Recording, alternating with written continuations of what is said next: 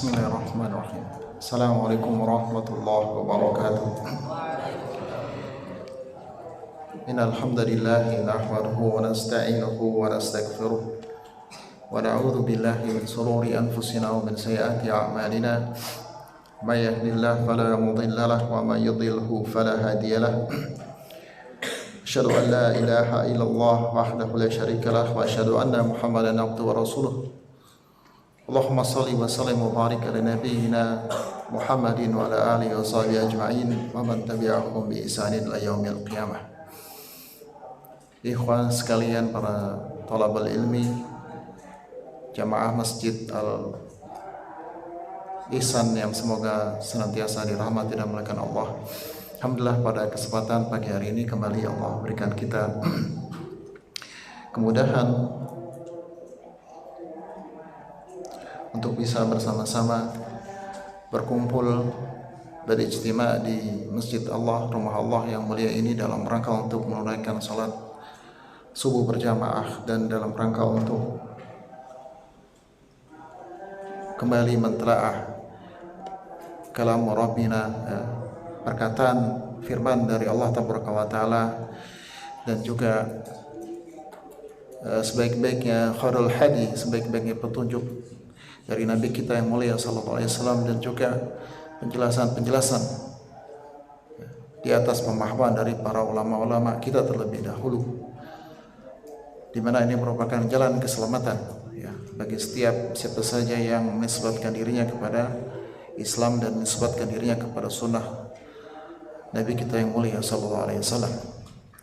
Dan insyaallah kita di kesempatan pagi hari ini akan bersama-sama kembali melanjutkan apa yang telah kita baca bersama dari sebuah kitab yang sangat mulia ya, karya dari Badruddin Ibnu Jamaah ya, sebuah kitab yang berisikan tentang adab ya, bagaimana seorang menuntut ilmu ya, seharusnya dia memiliki ta'addub, memiliki adab dan juga akhlak yang mulia ya. Di mana beliau Badruddin Muhammad Ibnu Jamaah memberikan judul kitab ini Tazkiratus Sami Al-Mutakallim fi Adabil Alim wal Muta'allim. Tazkirah ini berarti peringatan, beda dengan tafsirah ya. Kalau tazkirah ini peringatan bagi orang-orang yang sudah sebenarnya dia sudah tahu, bukan pemula. Orang seperti ini disebut tazkirah, seolah-olah Ibnu Jamaah ingin mengingatkan kembali kepada kita yang merasa diri mereka ini para penuntut ilmu, para pengajar ya, yang bukan lagi pemula. Beliau ingatkan kembali apa yang seharusnya terus menjadi pegangan kita dalam menempuh dan meniti jalan menuntut ilmu. Dan kesempatan yang lalu kita telah selesaikan dari bab yang pertama tentang keutamaan ilmu dan juga ulama ya, serta keutamaan menuntut ilmu, di mana di akhir bab tersebut beliau membawakan tentang hadis-hadis yang berisikan tentang keikhlasan ya. Seolah-olah beliau memberikan isyarat bahwa seseorang tidak akan mampu, tidak akan bisa mendapatkan keutamaan di atas yang telah beliau sebutkan kecuali dengan syarat dia ikhlas, meluruskan niatnya dan hatinya dalam menuntut ilmu Allah Taala. Ya. Beliau bawakan beberapa hadis yang isinya adalah wa'id. Hadis-hadis tersebut isinya ancaman dari Allah Taala bagi orang-orang yang hatinya, niatnya tidak lurus, tidak benar ya, dalam menuntut ilmu ya. Ancamannya berat ya mas kalian dirahmati dan dimuliakan Allah. Bahkan asadun nas, bisa jadi ancaman itu lebih berat bagi orang biasa. Kenapa? Karena dia menggunakan akhirat untuk tujuan dunia. Seolah-olah dia menampakkan dirinya seorang alim, seorang saleh, tapi di balik itu dia sembunyikan niat-niat yang busuk, niat-niat yang jelek. Ini lebih berbahaya. Ya, maka mereka adalah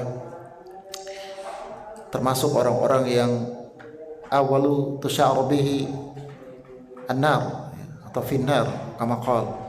Mereka inilah orang-orang yang pertama kali dihisab atau dibakar,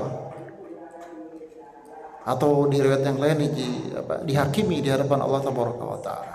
Bukan Firaun ya, yang jelas-jelas penghuni neraka jahanam ya. Walaupun neraka itu belum dibuka atau surga itu belum dibuka, Firaun ini sudah jelas disiapkan tempatnya di neraka jahanam. Tapi bukan Firaun atau yang semisal dengannya, tapi justru bahan bakar, dan yang pertama kali dibakar itu adalah para alim dan para orang-orang yang bersedekah ya di jalan Allah, tapi niatnya supaya dibilang orang soleh ya, supaya dibilang ikhlas. Bisa jadi dia tidak mengambil apa-apa dari dunia, tapi dia bilang saya ikhlas.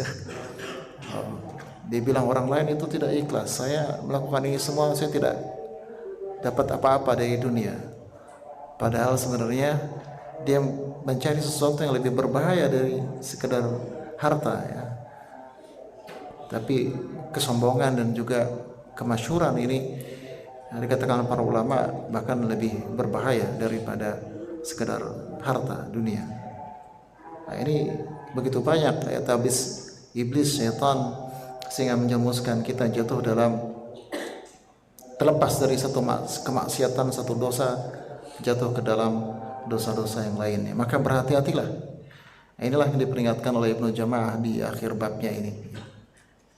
Dan memang kalau kita baca kitab-kitab yang lain, mereka para ulama biasanya menjelaskan atau mengingatkan tentang ikhlas di awal kitabnya ya. Di Bukhari, Muslim, di Riyadhus Shalihin, kemudian juga Arba'un Nawawi, semuanya di awal bab mereka membawakan hadis sunniyahnya Umar bin Khattab ya.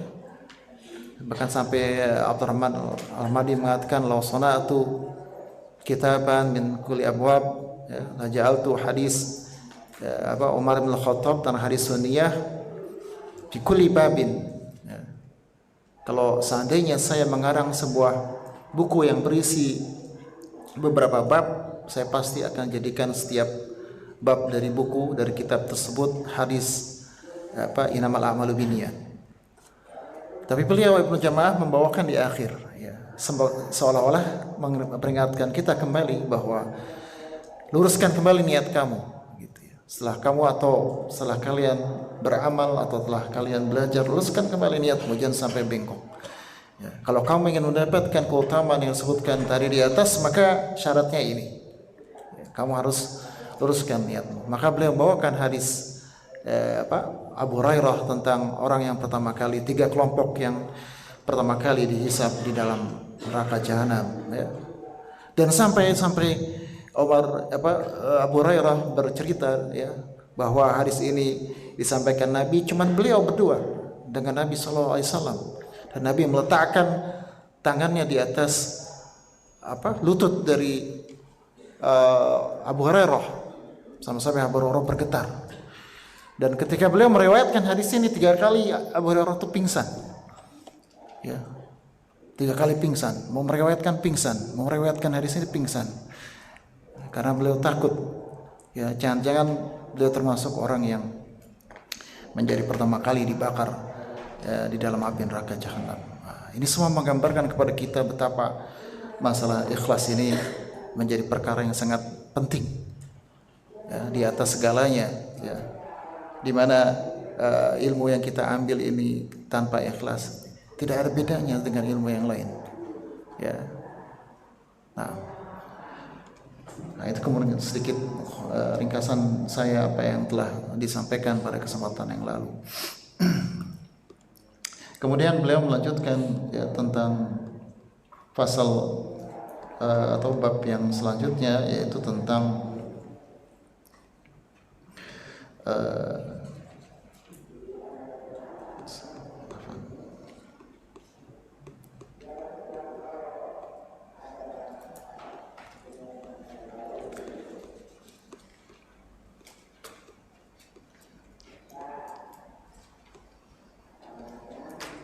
Bab tsani fi adabil alim fi nafsihi wa mura'ati talibihi wa darsihi. Bab yang kedua yaitu tentang adab seorang alim pada dirinya dan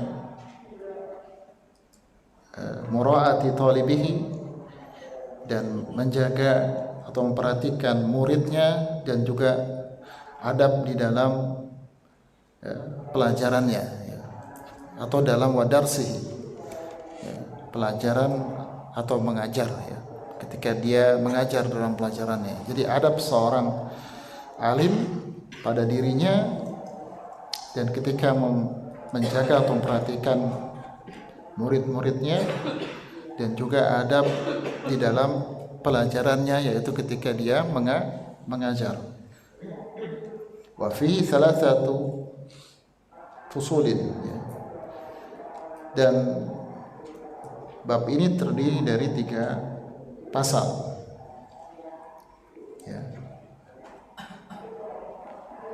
Terdiri dari tiga pasal. Jadi di bab yang kedua ini beliau membawakan tentang adab seorang alim. Bukan adab seorang murid dulu, tapi adab seorang pengajar dulu. Karena murid ini tergantung bagaimana gurunya. Ya.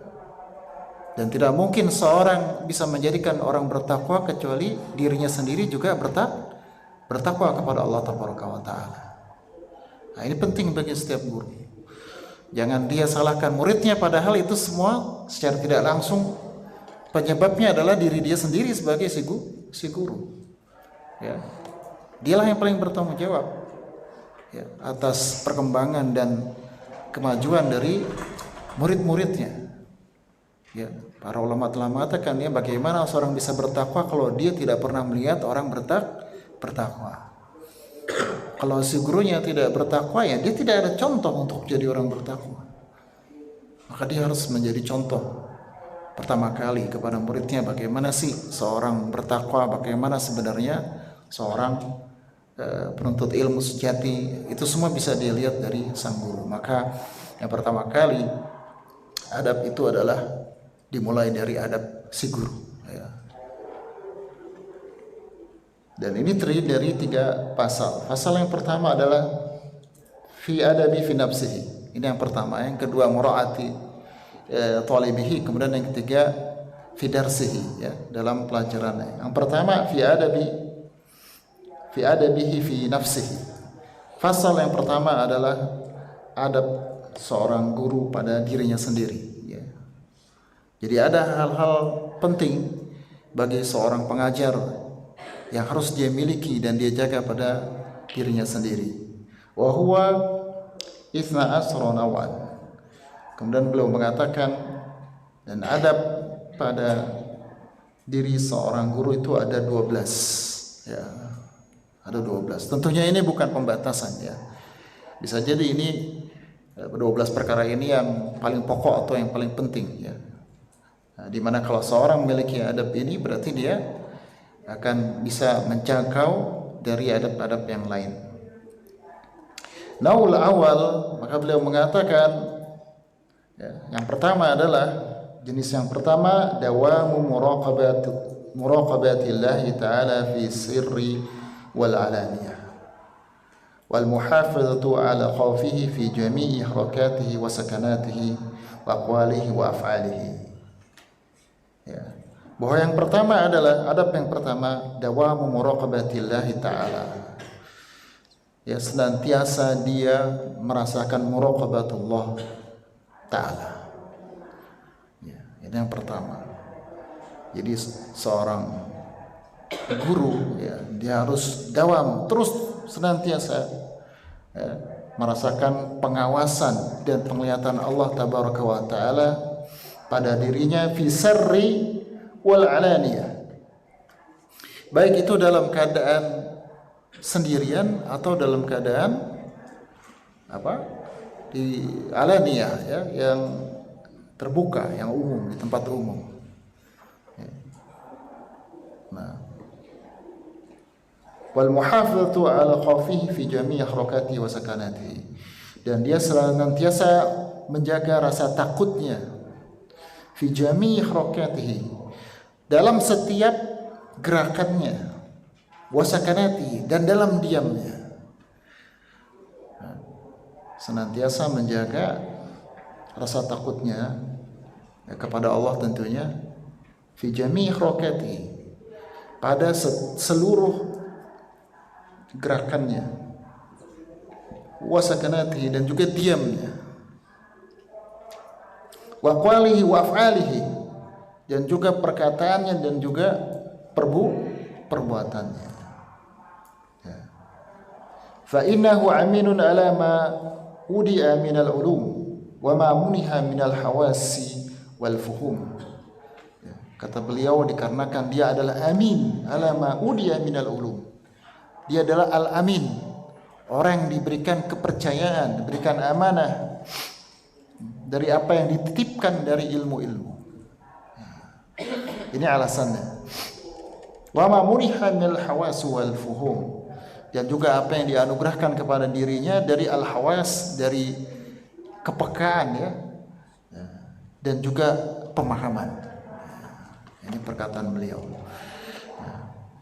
Ikhwan sekalian, para tabul ilmi, sudah mafhum bahwa tingkat tertinggi al-ihsan atau takwa seseorang terletak dari seberapa besar dia merasakan muraqabatullah tabaraka wa ta'ala, di mana semakin seorang merasakan pengawasan dan penglihatan Allah atas dirinya, maka akan semakin besar rasa takut dia kepada Allah tabaraka wa ta'ala. Semakin kecil rasa pengawasan Allah pada dirinya, maka akan semakin kecil juga rasa takut dia kepada Allah tabaraka wa ta'ala. Sudah semestinya seseorang yang merasa Allah senantiasa mengawasi dirinya, harusnya besar juga rasa takutnya kepada Allah tabaraka wa ta'ala. Ya, maksud muraqabah ini bukan sekedar dia tahu bahwa Allah itu mengetahui semua gerakannya dan diamnya, tapi dia bisa merasakan akan seperti kita ketika sedang diawasi, ya kan? Kita merasakan ada orang yang mengawasi kita, kemudian kita berhati-hati, ya, jangan sampai melakukan kekeliruan karena ada yang sedang mengintai mengawasi kita. Begitu juga muraqabatullah tabaraka wa ta'ala. Seorang yang al-ihsan, ya, karena Allah selalu melihat dirinya, maka dia pun akan berhati-hati, bertakwa, dan takut jangan sampai dia jatuh dalam dosa dan kesalahan. Hatta dalam perkara-perkara yang makruh atau yang mubah sekalipun dia berhati-hati, ya, jangan sampai dia jatuh dalam kesalahan, ya. Dan Allah tabaraka wa ta'ala, ya, ketika dia mengawasi manusia, tidak ada bedanya antara sir wal alaniyah, zahir wal batin.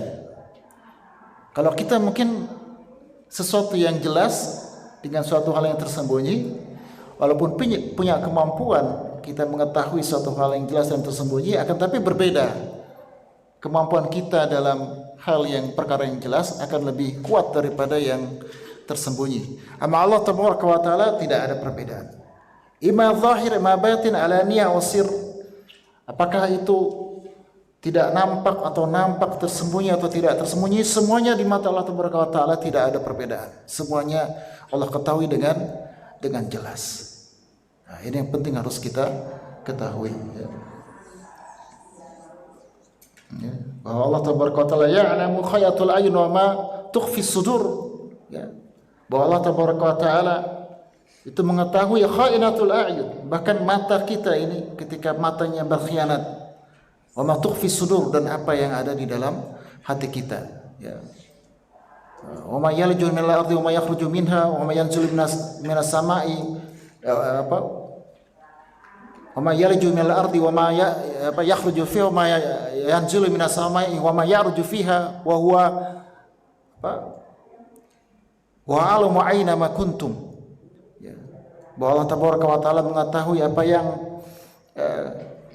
yaliju minal ardi, apa yang dia keluar dari bumi, atau apa yang masuk ke dalam bumi, atau yang keluar dari bumi, apa yang turun dari langit, ataupun yang naik dari langit.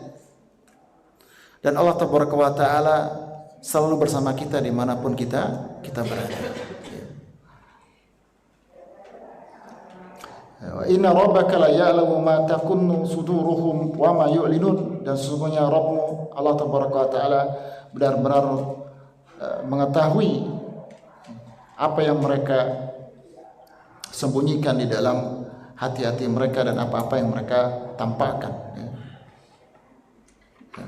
Bahwa Allah tabaraka wa taala senantiasa dan mengetahui apa yang kita lakukan. Dan kata ulama mengatakan bahwa muraqabatullah itu adalah hakikatnya adalah apabila seseorang memiliki ilmu tentang Rabbnya dan yakin, yatayaqun, dia memiliki keyakinan akan tentang Rabbnya tabaraka wa ta'ala.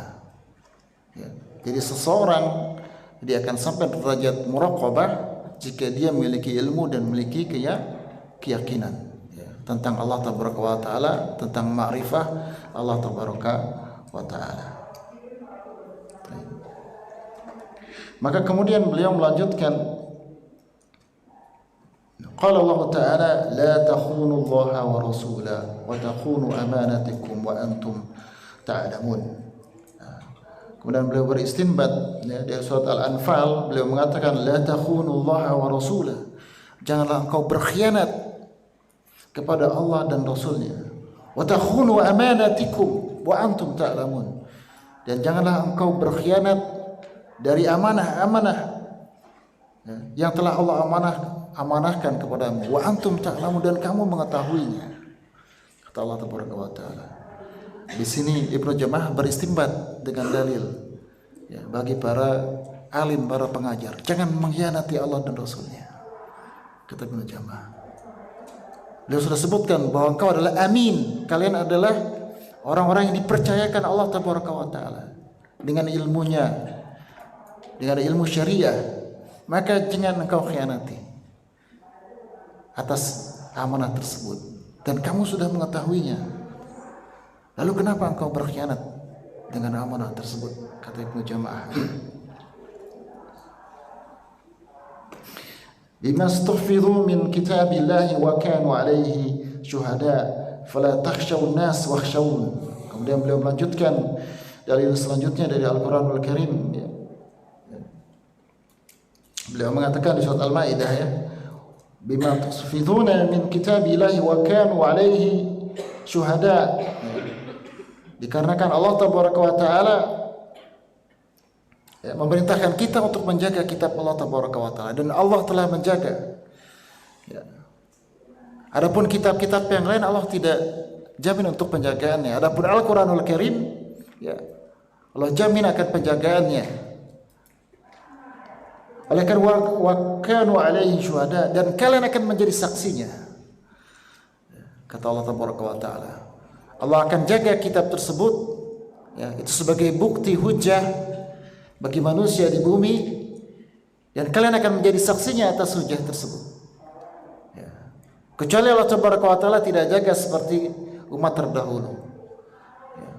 Sedangkan ini Allah sudah jaga kitab kita, maka kita harus menjadi saksi, terutama para ulama, para alim. Dia akan menjadi saksi atas kitab tersebut. Maka bertakwalah, rasakanlah muraqabatullah tabaraka wa taala, dan takutlah kepada Allah tabaraka wa taala. Fala takhshawun nasa wakhshawni. Oleh karena itu janganlah engkau takut kepada manusia, tapi takutlah kepada aku, kata Allah tabaraka wa taala. Wa qala Syafi'i laisa al-ilmu ma hufiza al-ilmu nafa'a.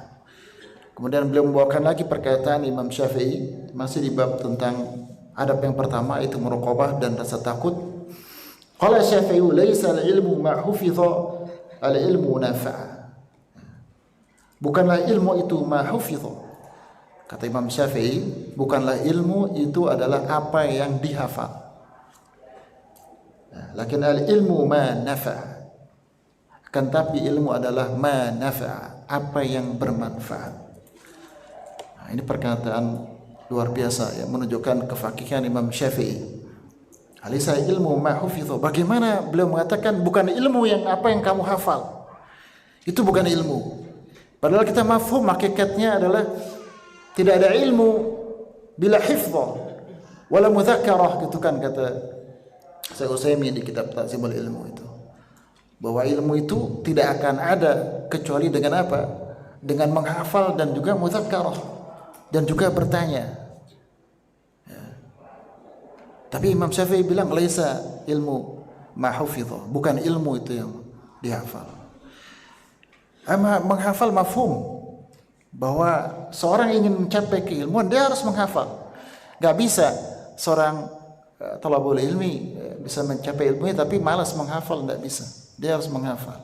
Ini bagian daripada proses belajar untuk menghafal. Taib. Bahkan apa? Ya talabal ilmu ihfaz fa kullu hafizul imam, ya kan? Bahwa ya para talabul ilmi menghafallah, karena setiap seorang yang menghafal itu dia akan menjadi imam, jadi pemimpin karena hafalannya. Tapi di sini Imam Syafi'i seolah-olah mengingatkan, ya, apapun yang kalian hafal sebanyak itu, kalian bisa jadi imam. Tapi sebenarnya hakikatnya bukan sekedar apa yang kalian hafal. Nah, setelah hafal berhenti, tidak. Bukan itu sebenarnya tujuan daripada ilmu yang sebenarnya. Tapi ilmu ma nafa'a. Ilmu itu adalah apa yang bermanfaat. Imma fi nafsi wa fi ghairihi. Bermanfaat pada dirinya dan kepada orang lain. Bermanfaat pada dirinya dan orang lain. Kalau gitu kita nggak usah menghafal, yang penting kita bermanfaat. Nah, itu juga keliru, bukan itu maksud Imam Syafi'i. Ya. Tadi saya sudah katakan bahwa para ulama mafhum yang namanya belajar dia menghafal. Tapi kalau hafalan kemudian tidak bermanfaat bahkan membahayakan dirinya, maka ini adalah celaka. Itu bukan ilmu yang sesungguhnya. Khairukum man anfa'akum linnas, sebaik-baiknya kalian adalah yang paling bermanfaat bagi manusia. Ini yang kita kenal dengan ilmu nafi.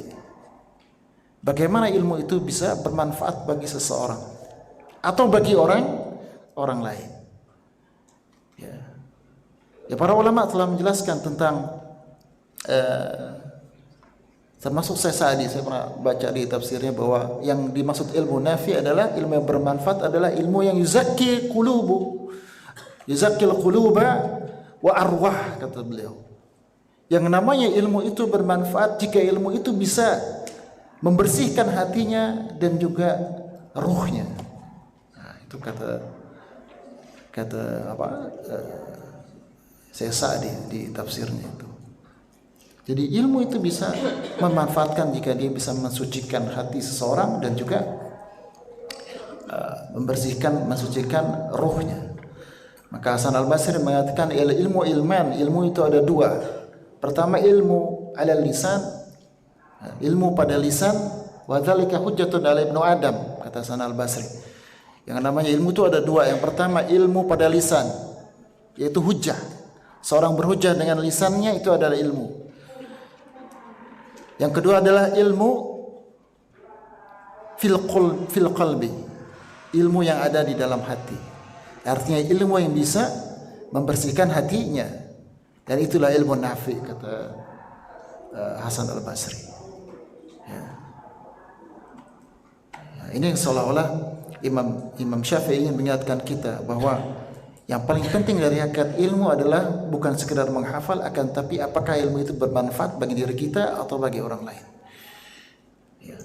Dan ciri-cirinya kata para ulama, salah satu ilmu bermanfaat adalah menimbulkan rasa tadi yang pertama, takut kepada Allah Taala. Ya. Kalau seseorang dia belajar tapi tidak muncul rasa takut dan muraqabah kepada Allah Taala, itu menunjukkan bahwa ilmunya tidak bermanfaat. Walaupun sedikit. Makanya saya Utsaimin pernah bilang, dia kan bahwa nahnu naqra'u katsiran, bahwa kami banyak membaca, wa qalilun minal wa qillatu ma hafizna, wa kama qala. Kata Syekh Utsaimin bahwa kami baca buku itu banyak dan menghafal itu sedikit. Akan tapi apa yang kami dapat manfaatnya dari menghafal lebih banyak apa yang kami dapatkan dari membaca. Paham ya maksudnya? Jadi Syekh Utsaimin pernah bilang bahwa kami itu membaca banyak sekali, banyak yang kita baca. Katakan, tapi yang kami hafal itu lebih sedikit. Yang kami hafal lebih sedikit. Tapi kami yang mendapatkan manfaat dari menghafal apa yang kami hafal itu jauh lebih banyak dari apa yang kami baca. Baca padahal banyak, tapi manfaatnya lebih sedikit dari apa yang kita hafal. Intinya dari menghafal itulah bisa mendatangkan manfaat. Dan manfaat pertama adalah seorang dikatakan ilmunya bermanfaat kalau menimbulkan rasa takut. Ya. Laisa ilmu bi kathrati riwayah wa inamal ilmu al-khasyah. Ilmu itu bukan hanya hafal, mengetahui banyak riwayat, tapi yang namanya ilmu adalah rasa takut kepada Allah Tabaraka wa Ta'ala. Itu yang pertama. Kemudian juga ilmu yang bermanfaat, ciri-cirinya adalah diamalkan ilmu tersebut. Ya, ilmu itu diamalkan. Ya, maka Ali radhiyallahu an pernah mengatakan bahwa tidak dikatakan seorang itu alim sampai dia alima ilmahu, amila ilmahu. Ya. Inamal alimu man amila ilmahu wa faqa amalahu ilmahu. Yang dinamakan seorang alim itu adalah orang yang mengamalkan ilmunya, ya, mengamalkan ilmunya. Kemudian sesuai antara ilmu dan amalnya. Dia mengamalkan ilmunya dan sesuai dengan amalnya. Nah, itu baru yang namanya alim. Ya, bukan namanya seorang alim apa yang dia katakan, apa yang dia pahami, tapi tidak dia amalkan. Itu menunjukkan ilmunya tidak bermanfaat. Ya, ilmunya tidak bermanfaat. Nah, kemudian para ulama juga menyebutkan ciri-ciri selanjutnya. Ada banyak ya, saya mungkin hanya menyebutkan sebagian, adalah menimbulkan sifat warok pada dirinya. Seorang yang makin berilmu dia akan warok, semakin berhati-hati, jangan sampai dia jatuh ke dalam perkara-perkara yang haram. Bahkan terhadap hal yang mubah sekalipun dia berhati-hati, apalagi jatuh kepada perkara yang haram. Nah, ini beberapa ciri-ciri. Di antara yang lain dia jadi kemudian tawadhu juga, ya. Ciri-cirinya tidak angkuh dan sombong. Ya. Ciri-ciri ilmu yang bermanfaat, ya. Zuhud dari dunia. Ini ciri-ciri orang yang ilmunya bermanfaat. Atau kepada yang lain, ya. Atau kepada orang yang lain. Maka Hasan al-Basri mengatakan laulal ulama la sara nasu bahaim ka bahaim. Kalaulah bukan karena para ulama, maka manusia itu akan jadi seperti hewan. Maka seorang ulama dengan ilmunya harus bisa bermanfaat kepada orang lain, ya, bermanfaat kepada orang lain. Dan ya ini perlu diingat ya bagi seluruh penuntut ilmu. Terkadang kalau kita belajar, ya, termasuk pengalaman saya pribadi, ya, ada perbedaan ketika kita belajar dari ulama senior sama ulama yang masih lebih muda, ulama muda, ya, ulama-ulama kibar yang sudah sepuh, para masyayikh itu, sama ulama-ulama muda, ya, baru lulus doktor misalkan jamiah itu. Kalau kita lihat mualafatnya, karangan-karangan kitab itu masya Allah, ya. Dia bahas dari segala macam sisi, ya. Kalau kita baca rasanya sepertinya manfaatnya luar biasa banyak, ya. Luar biasa manfaatnya banyak. Ya ahsan, itu bagus. Kita lihat. Tapi kalau belajar dari masyayikh misalnya yang sudah sepuh-sepuh, ya, itu sepertinya simple, ya, sederhana dia ngajarinnya. Ya. Kok kayaknya lebih ilmunya lebih banyak dari orang-orang yang baru lulus kemarin, ya, yang masih muda-muda. Kalau masih kitabnya sederhana, ya, kalau kita lihat saya bin Bas itu kalau syarah nggak banyak-banyak kan, simpel-simpel deh. Kitabnya juga sedikit, begitu. Saya Utsaimin juga begitu, bahasanya sangat mudah, sederhana para ulama itu. Tapi dokter-dokter itu duduk hadir di majelisnya mereka.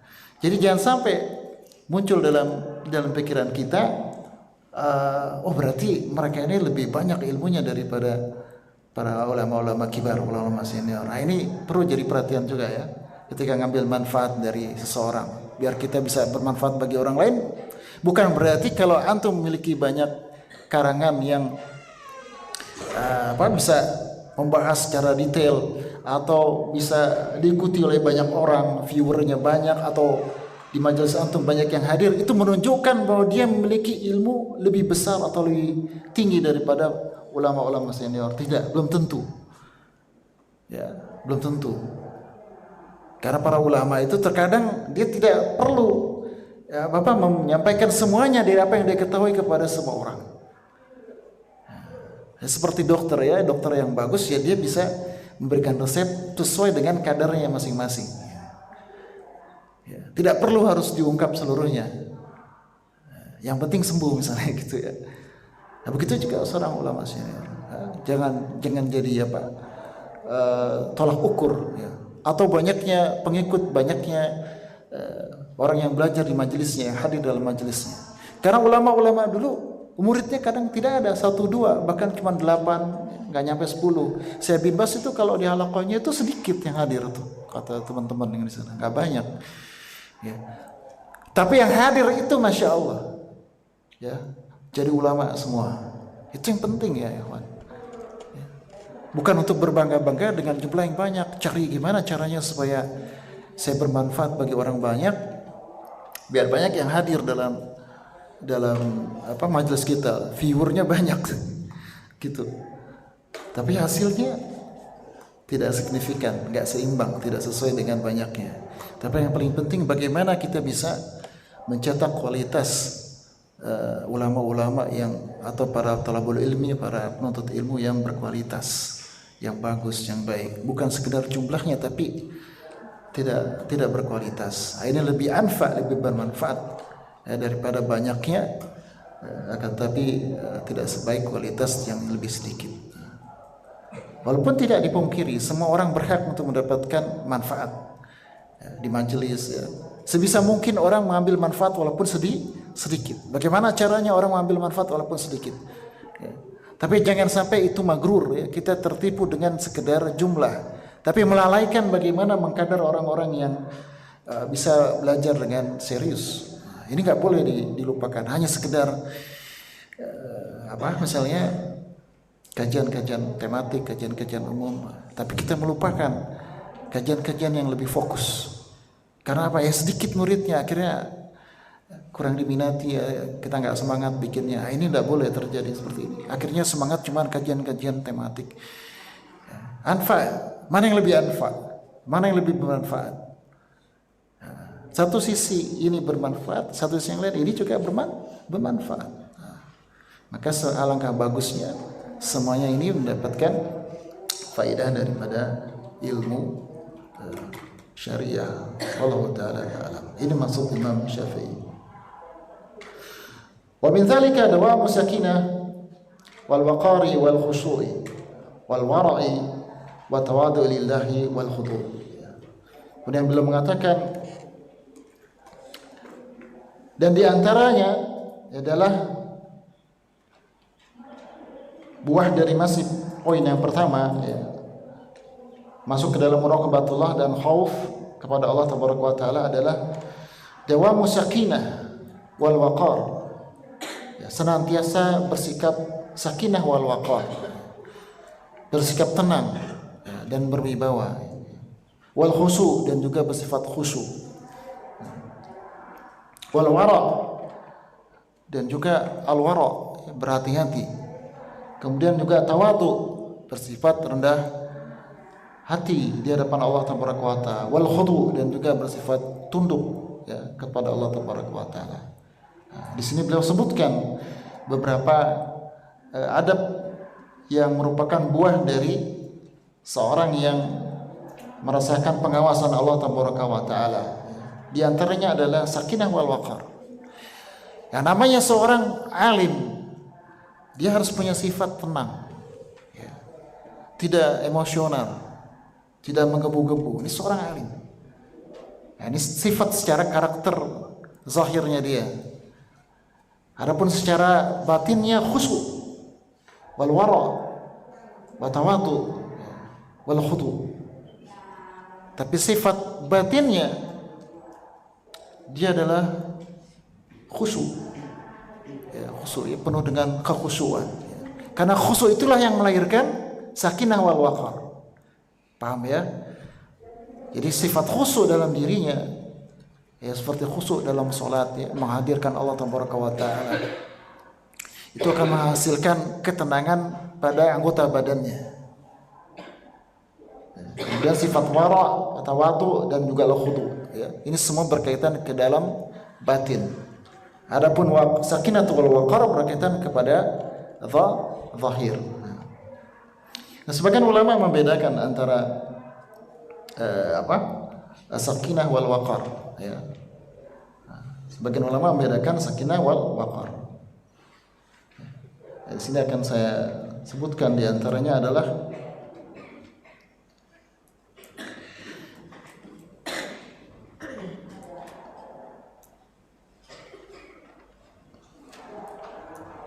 wa sakinah wal waqar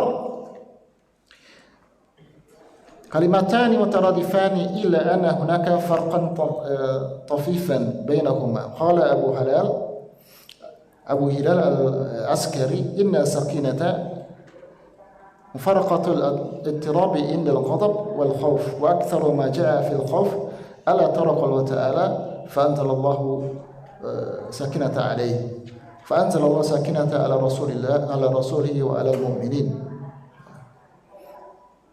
wa yudhafu ila al-qalb kama qala ta'ala wa huwa alladhi anzala sakinata fi qulubil mu'minin. Dan terkadang sakinah juga dimaknai dalam ketenangan hati ketika seorang dalam merasa ketakutan.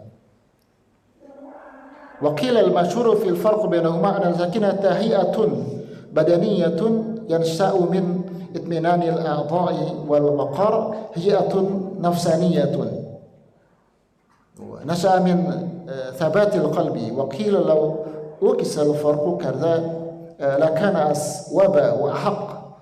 Ada yang mengatakan yang namanya sakinah itu hay'ah badaniyah ya.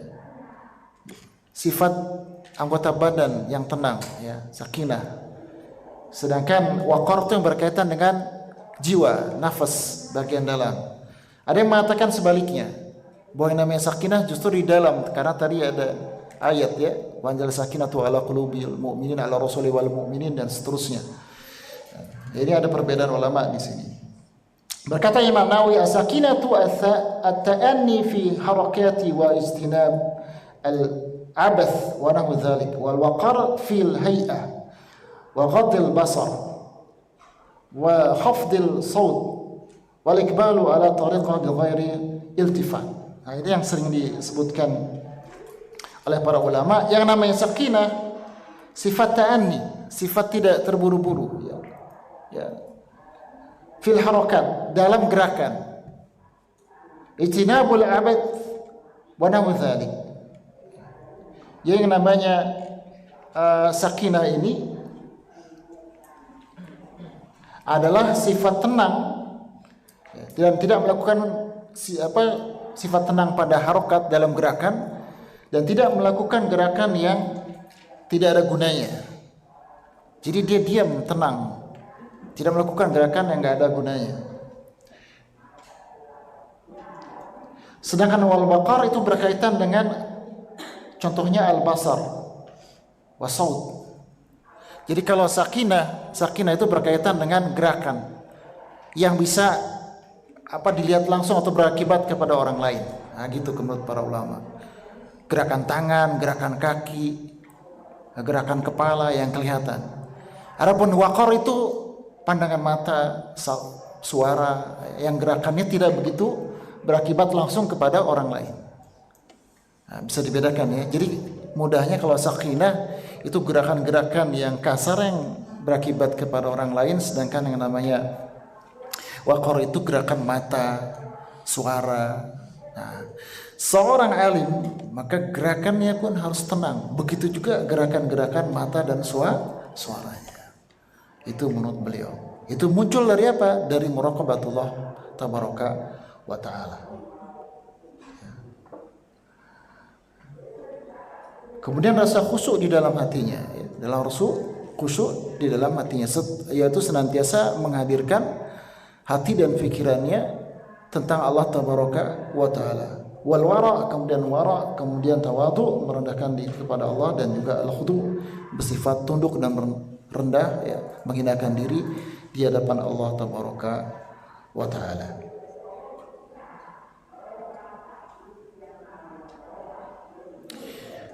Bumima kataba al-maliku ila Rashid, idza alimta ilman falyura alayka atharuhu wa sakinatuhu wa samtuhu wa waqaruhu wa hilmuhu, liqaulihi sallallahu alaihi wasallam al-ulama warathatul anbiya. Wa qala Umar ta'allamul ilma wa ta'allamu lahu sakinah wal waqar. Kemudian berkata Imam Malik, ketika beliau menuliskan surat kepada Ar-Rasyid, beliau mengatakan, jika engkau belajar satu ilmu, engkau menguasai suatu ilmu, falyura alaika atharuhu, maka akan tampak pada dirimu atharnya. Paham ya? Engkau mempelajari atau memahami satu ilmu saja, falyura alaika atharuhu, itu harus kelihatan dampaknya itu ilmu yang sedikit itu pada dirimu, kata beliau. Wasakinah, dan juga menampakkan sakinah. Ya. Seorang yang belajar ilmu harusnya dia lebih tenang. Ya. Wasamtu, begitu juga pribadinya. Wal waqar, dan juga tadi waqar sering diartikan wibawa kalau dalam kita. Tapi tadi sudah saya jelaskan ya, ada perbedaan ya. Kalau waqar itu gerakan matanya saja tenang ya, adem. Tidak melotot-melotot misalkan. Suaranya enggak teriak-teriak, suaranya tenang. Itu namanya sakinah wal waqar. Wa hilmuhu, dan sifat al-hilm, bisa mengendalikan diri. Nah, bisa mengendalikan diri.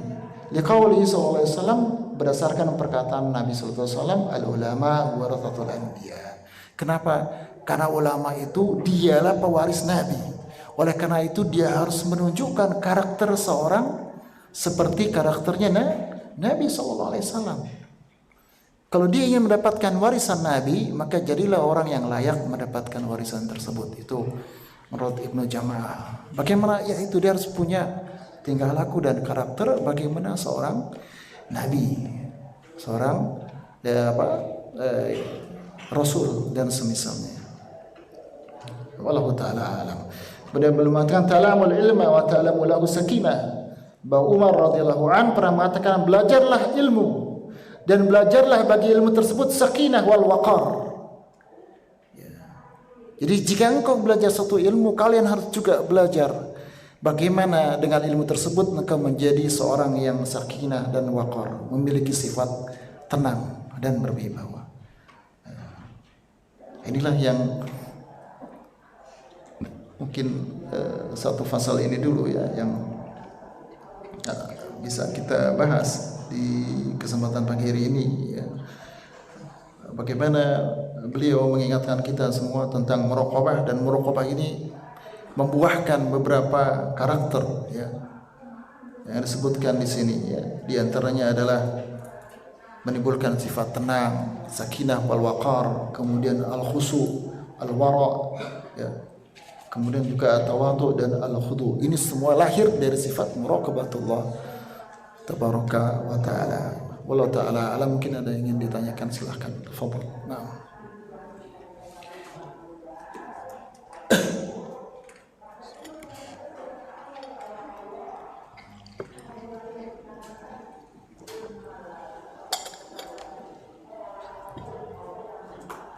Ada yang ditanyakan, silahkan.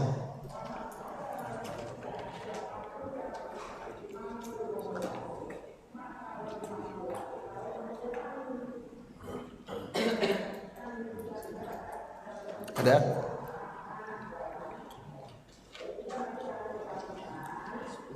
Hah?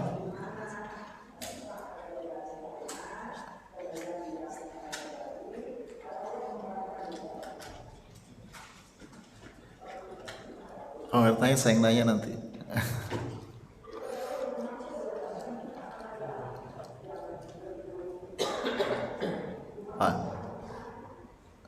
Bagaimana seorang bisa mencapai tingkat muraqabatullah?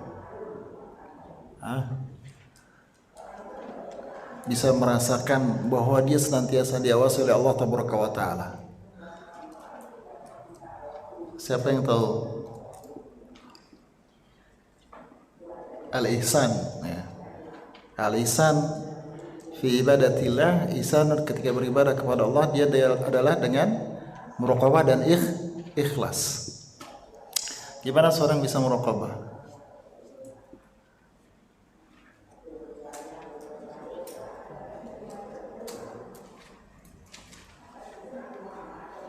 Dengan latihan, enggak? Gimana latihannya?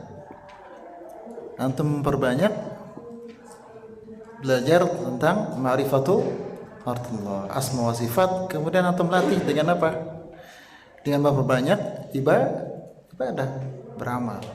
Rasakan seolah-olah Allah sedang memperhatikan kita.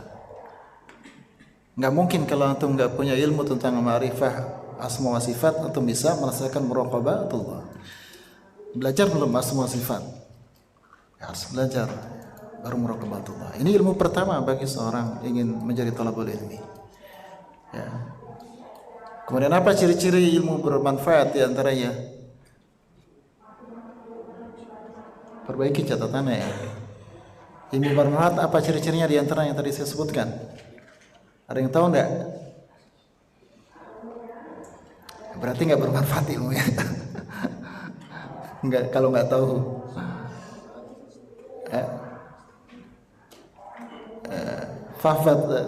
Fakullu hafidul imam. Hafalkanlah karena setiap orang yang hafal itu seorang yang hafid dia akan menjadi imam. Ciri-cirinya khasyah yang pertama. Ilmu bermanfaat akan memberikan rasa takut kepada Allah. Kalau orang nggak punya rasa takut bukan seorang alim. Ya, sudah dibahas ya sebelumnya tentang keutamaan. Apalagi mengamalkan ilmunya.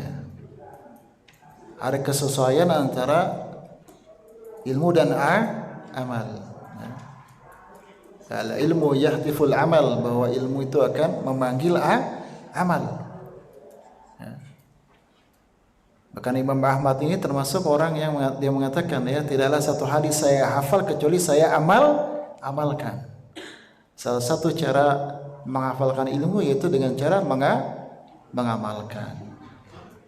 Kemudian apa lagi?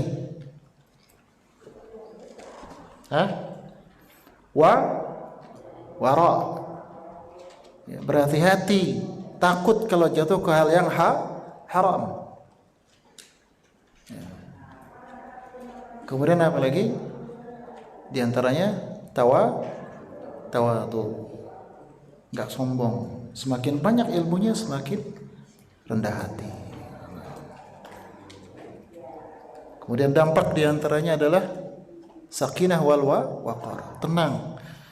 Penuntut ilmu bahkan sampai di sini dikatakan dari Imam Nawawi enggak iltifat, enggak celingak-celinguk ya. Setiap naik motor celingak-celinguk, jalan celingak-celinguk. Itu bukan adabnya penuntut ilmu. Penuntut ilmu tenang. Ya. Matanya parak sana peris. Setiap ada satu kejadian dia komentari, ikut bicara, enggak menjaga lisannya. Nah, ini juga bukan adab seorang penuntut ilmu, seorang pengajar pada dirinya. Pengajar harus tenang. Ya, gerakan itu tenang, semuanya terkendali. Tapi mungkin ini saja yang bisa saya sampaikan jika memang tidak ada yang bertanya.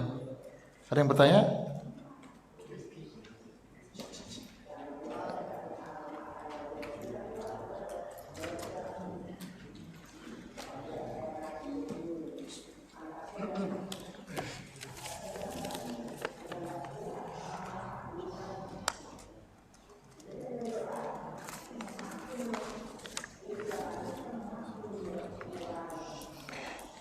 Assalamualaikum warahmatullahi wabarakatuh. Pertanyaannya singkat padat. Bagaimana caranya agar kita menjadi orang alim? Gimana caranya jadi orang alim? Belajar. Jadi orang alim caranya belajar. Nggak bisa jadi alim kalau nggak belajar. Paham? Jawabannya juga singkat, ya belajar. Semakin banyak belajar, semakin alim. Nah, talabul ilmi. Udah. Nah, tapi kan kemarin sudah disebutkan kalau seorang mau jadi alim dia harus juga memiliki adab-adab seorang alim. Karena adab itu sebagaikan apa? Kemarin jembatan agar seorang bisa jadi alim. Nggak bisa seorang alim tanpa mempelajari adab-adabnya jadi orang alim. Paham? Termasuk metodologinya. Mempersiapkan dirinya menjadi seorang alim. Alim itu bukan sekedar tadi ya menghafal, belajar. Kalau itu namanya alim, orang-orang kafir lebih alim dari antum, dari ilmu syariah bisa jadi. Ya, yang menyusun beberapa kitab itu orang-orang kafir, bukan orang Islam. Telahnya di sana lebih marak juga ya, atau nggak kalah marak daripada orang asli. Tapi mereka kafir. Ya. Atau kelompok-kelompok lain ya, ada orang-orang yang rajin mentelaah ilmu syar'i, menguasai banyak masail ya, perkara masalah. Wah, kita nggak ada apa-apanya.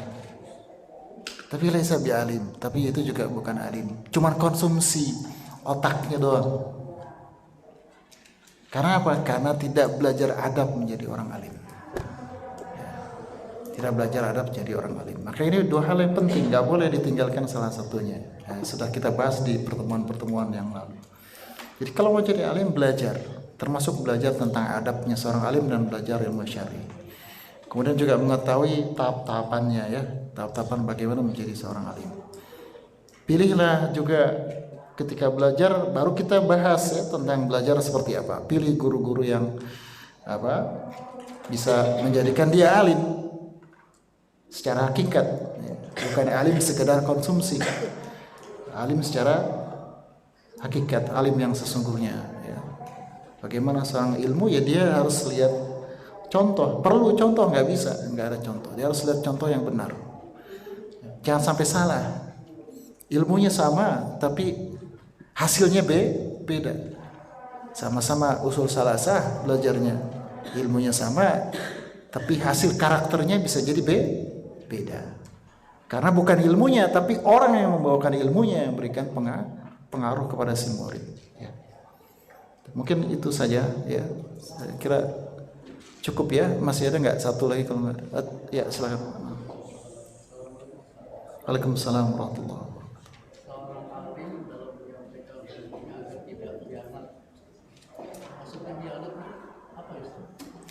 Oh, ya. Pertanyaan, ada seorang alim dalam menyampaikan ilmunya khianat. Apa maksudnya khianat? Artinya khianat yakhtimu, tadi sudah disebutkan di satu ayat ya, atau orang-orang Nasrani Yahudi, dia menyembunyikan ilmunya. Itu yang pertama. Itu nggak amanah ilmiah. Itu berkhianat. Kenapa dia menyembunyikan ilmunya? Karena ada kepentingan buat dia. Akhirnya dia sembunyi, dia umpetin tuh ilmu. Itu khianat. Yang kedua, seorang berkhianat pada ilmunya jika dia tidak mengamalkan apa yang dia ketahui. Kabur maqtan indallah. Ini sebuah kemarahan besar dari sisi Allah. Orang-orang yang hanya pintar berbicara, pintar menyampaikan, luar biasa, masya Allah. Kalau dengar kajiannya kita kagum, luar biasa. Tapi begitu melihat pengamalannya sangat jauh berbeda dari apa yang dia ketahui. Ini juga berkhianat. Ketika seorang dikatakan berkhianat dari ilmunya adalah apabila dia membawa ilmunya kepada tujuan-tujuan yang tidak benar. Ada tujuan-tujuan duniawiyah atau dekat kepada pesanan penguasa misalnya. Nah, itu juga disebut nanti di sini ya tentang adab seorang alim. Tapi begitu kepada orang kecil dia nggak peduli. Ini pengkhianat karena duniawiyah atau tadi ya karena masalah jabatan ya. Atau menyembunyikan ilmunya seperti orang-orang Yahudi dan Nasrani karena ada kepentingan ya. atau juga tidak mengamalkan apa yang dia katakan sendiri. Ini adalah pengkhianat dalam menyampaikan ilmunya. Ya, wallahu ta'ala itu mungkin yang saya ingat ya. Cukup ya saya kira. Baik, mungkin ini saja yang bisa saya sampaikan di kesempatan pagi hari ini. Semoga bermanfaat bagi saya pribadi, dan mohon maaf sebesar-besarnya apabila ada kekurangan. Itu semua datang dari kebodohan saya dan juga hawa nafsu dan syaitan. Adapun kebenaran itu hanya milik Allah Taala yang tidak bisa ditutupi ya, oleh siapapun juga. Naktafi bihadzal qadar. Subhanakallahumma wa bihamdika asyhadu an la ilaha illa anta astaghfiruka wa atubu ilaik. Assalamualaikum warahmatullahi wabarakatuh.